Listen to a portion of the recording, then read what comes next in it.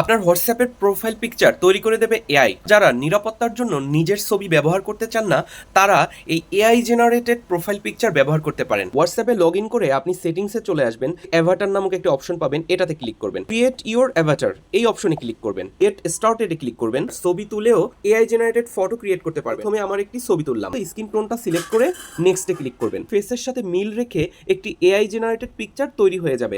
আপনি ইচ্ছা করলে এখানে ডান দিয়ে এটাকে সেভ করতে পারেন, অথবা মেক মোর এডিটসে ক্লিক করে এখানে আরো অনেকগুলো অপশন আছে, সেই অপশনগুলো আপনারা ব্যবহার করতে পারেন। আবার আপনি আপনার ছবি না তুলেও এই যে নিচের দিকে ক্রিয়েট ম্যানুয়ালি এই অপশনটাতে ক্লিক করবেন।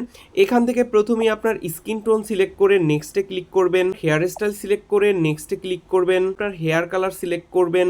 এরপরে বিভিন্ন অপশন আসবে, এই অপশনগুলো সিলেক্ট করে দেন ডানে ক্লিক করতে পারেন, অথবা আপনি আরো পার্সোনালাইজ করতে পারেন। এই পিকচারটাকে আপনি আপনার প্রোফাইল পিকচার আকারে সেট করতে পারবেন।